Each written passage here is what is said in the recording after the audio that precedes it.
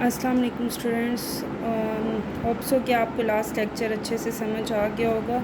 अब हम आगे कुछ इसके फर्दर क्वेश्चंस रह गए हैं, उनको समझते हैं और देखते हैं कि क्या क्या है आगे फर्दर क्वेश्चंस में।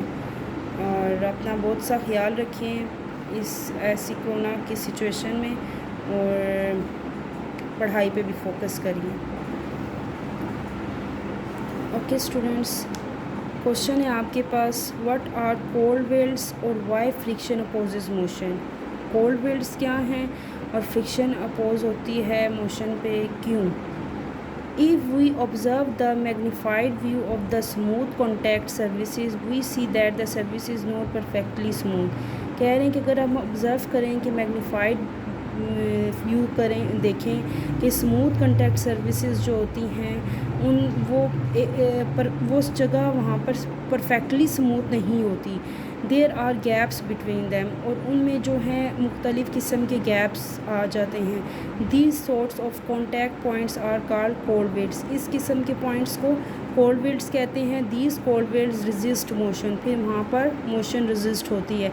जैसे कोई स्मूथ सर्विस है या बहुत पुरानी जगह हो जाती है, जैसे बोर्ड है क्लास का, वो स्मूथ होता है ना जब न्यू आता है, जब थोड़ा यूज़ में आ जाता है या पुराना होता जाता है तो उसमें क्रैक्स आ जाते हैं या स्पॉट्स आ जाते हैं, तो उनमें जो गैप्स आ जाते हैं उनके दरमियान, तो फिर उनको क्या कहते हैं, कोल्ड वेल्ड्स कहते हैं, और फिर वहाँ पर मोशन रेजिस्ट होती है। Define banking of road. Banking of road को डिफ़ाइन करेंगे। The phenomenon of raising outer as of the curved road above the inner edge is to provide necessary centripetal force to the vehicle to take safer turn on the curved road is called banking of road। क्या कह रहा है, the phenomenon of raising outer edge of the curved road, कि outer edge होता है curved road का, और inner above the inner edge से above हो तो फिर वहाँ पर is to provide necessary centripetal, वहाँ पर फिर ज़रूरत हो जाती है सेंटीपिटल फोर्स की प्रोवाइड करने की, to the vehicle to take safer turn, के व्हीकल जो है एक सेफ़ टर्न ले सके सेंटीपिटल फोर्स के थ्रू। उनका road is called banking of roads. Banking of roads किसे कहते हैं कि जब कोई एक किनारे से कार को दूसरे किनारे पर लेकर जा रहा है, लेकिन वहाँ रोड कर्व्ड कर रहा है, किनारा यानी कि गाड़ी को कर्व करके मूव करवा रहा है, तो वहाँ पर सेंटीपिटल फोर्स की ज़रूरत necessary of the centripetal force के ज़रूरत पड़ जाती है कि व्हीकल जो है सेफली मूव कर जाए और रोड भी कर्व रोड जो है वो टर्न हो जाए सेफली। तो वो जो उसको क्या कहते हैं, banking of roads. What is cream separator. Cream separator क्या है। A cream separator is the high speed spinner which acts on the principle of centrifuge machine. Cream separator क्या है। A cream separator is the high speed spinner. Cream separator जो है high speed spinner होता है, which act on the principle of centrifuge machine, और ये जो है सेंट्रीफ्यूज मशीन का प्रिंसिपल अप्लाई होता है। It is use to separate cream from milk, और इससे हम यूज़ करते हैं क्रीम को सेपरेट करने के लिए मिल्क से। What is skidding of vehicles. The act of sliding or spilling of a vehicle over a surface often sideway without revolving। कह रहे हैं कि जो स्लाइडिंग और स्लिपिंग होती है व्हीकल्स की एक जगह पे, वो ऑफन साइडवेज को विदाउट रिवॉल्विंग, कि वहाँ पर साइडवेज पे रिवॉल्व किए बगैर, तो वो फिर हमारे क्या आ जाएगी, स्कीडिंग ऑफ व्हीकल्स। स्कीडिंग, ये लड़के तो बहुत अच्छे से स्कीडिंग और स्लाइडिंग और इन चीज़ों को अच्छे से समझ जाएंगे, जो हादसात की भी आजकल वजह बनती है। How can do you relate a force with momentum. हम फोर्स को कैसे रिलेट कर सकते हैं मोमेंटम के साथ।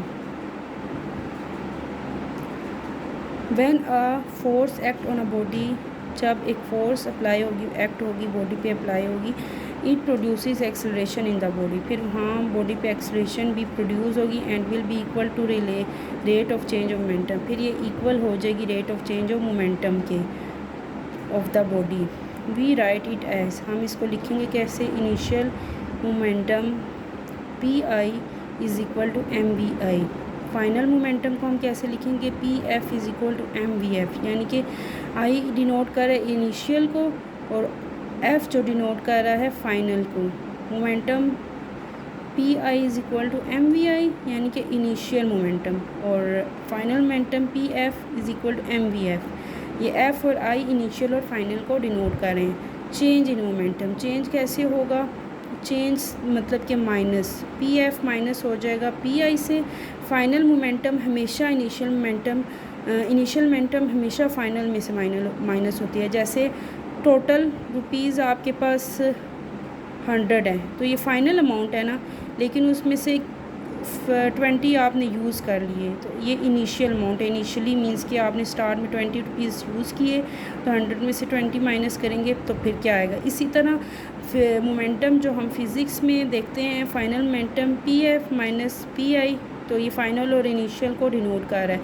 तो हमेशा फ़ाइनल में से इनिशियल को हम माइनस करेंगे, तो P F minus P I is equal to M, इनमें से कॉमन आ रहा है ना तो एक दफ़ा उसे कॉमन ले लेंगे तो वी एफ माइनस वी आई आ जाएगा।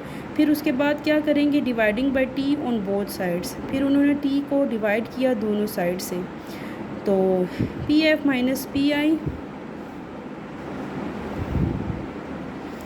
P F minus P I over T is equal to M into V F minus V I over T.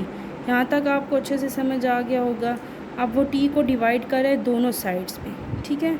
जब डिवाइड करेगा तो फिर क्या होगा, P F minus P I over T is equal to M change of V over T I. इसने V F minus V I को change of V में change कर लिया, ठीक है। ये जो साइन होता है ना ट्राइंगल का, इसको हम चेंज भी कहते हैं, ठीक है। P F minus P I over T is equal to, ये हमने पीछे फार्मूलाज में पढ़ा भी था कि ये एम ए के इक्वल होता है, और एम ए फिर किसके इक्वल हो जाएगा, फोर्स एफ़ के।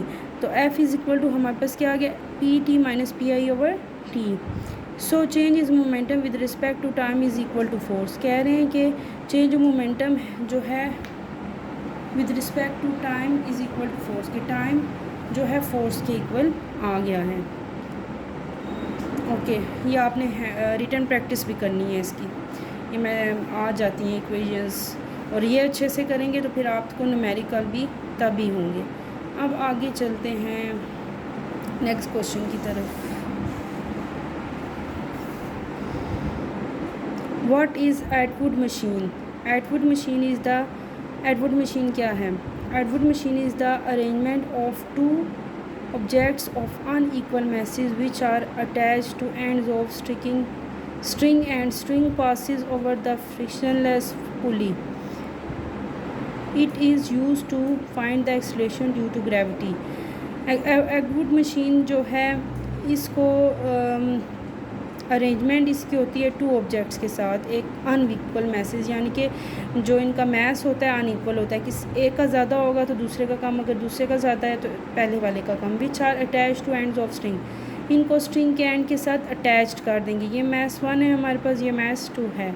फिर क्या देखेंगे, string passing over the frictionless pulley, और स्ट्रिंग जो है पास हो रही है एक फ्रिक्शनलेस पुली, इसको पुली कहते हैं, यहाँ से पास हो रही है। एक हिस्सा इसका इस तरफ लटका हुआ है और दूसरा इस तरफ है, हैंग हुआ हुआ है। It is use to find the acceleration due to gravity, और यहाँ पर हम फाइंड करेंगे एक्सेलरेशन की, यानी कि ग्रेविटी से ऊपर इसकी क्या एक्सेलरेशन आई है, ये इसलिए यूज़ होता है, ठीक है। पिक्चर देख के आपको समझ आ जाएगी। What is crumple zone? Crumple zone क्या है? Crumple zone are located in the front part of the vehicle. Crumple zone जो होता है फ्रंट पार्ट जो होता है व्हीकल्स का, वहाँ पर उस जगह पे लोकेट किया हुआ था। In order to observe the impact from a head on collision, और ये ऑब्ज़र्व करता है जो भी इम्पैक्ट्स उसमें असरात मुरतब होते हैं उनको हेड ऑन कोलिजन पे।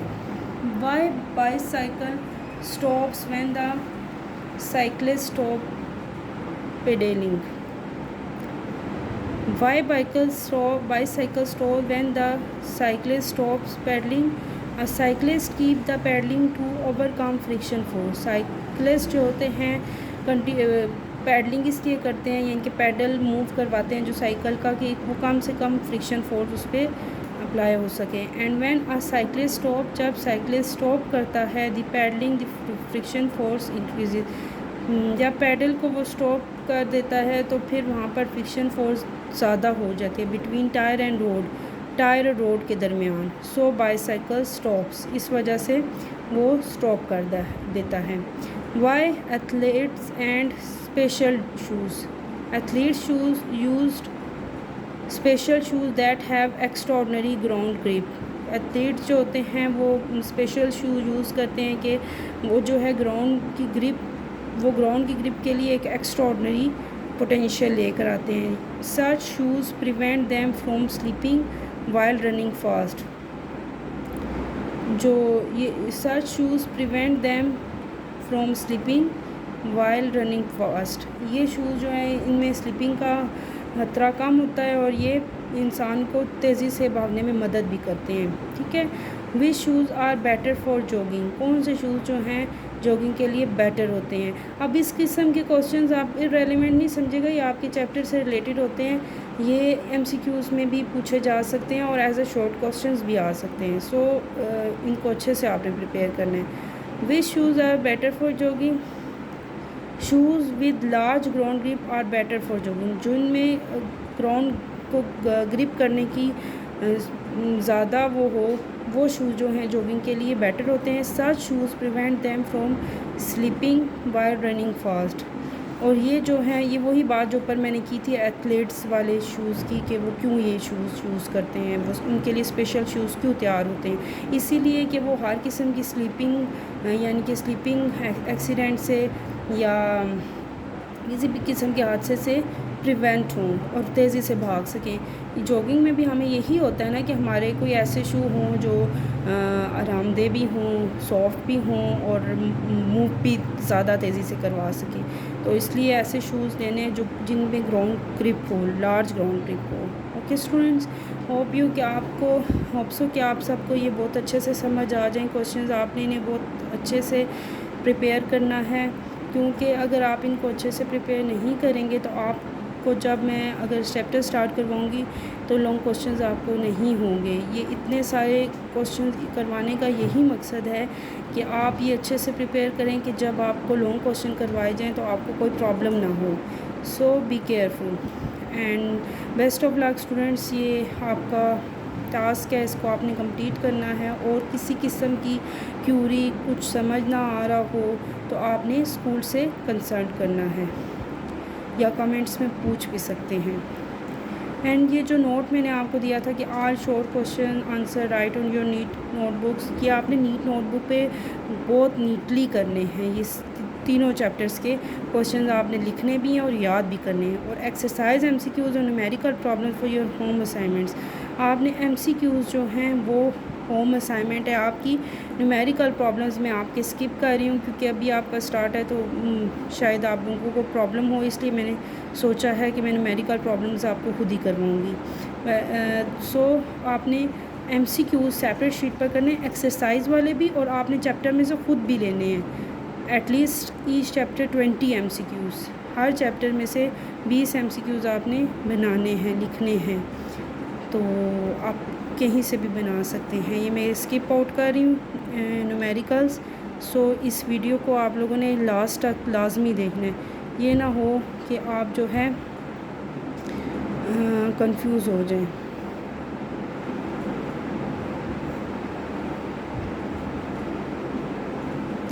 ओके स्टूडेंट्स, ये आपने नैरो लाइन शीट्स पे अलग से करने हैं MCQs। 20 MCQs आपने लिखने हैं, ईच चैप्टर 20 MCQs। सो आपने ये वीडियो लास्ट तक देखनी है कि आपकी जो चेंजिंग्स की हैं आपको पता चल जाए। Okay, thank you so much students, अपना बहुत सा ख्याल रखिएगा, और कोई भी क्यूरी हो, कुछ समझ ना आ रहा हो तो आपने ज़रूर पूछना है। Thank you so much and अल्लाह हाफिज़।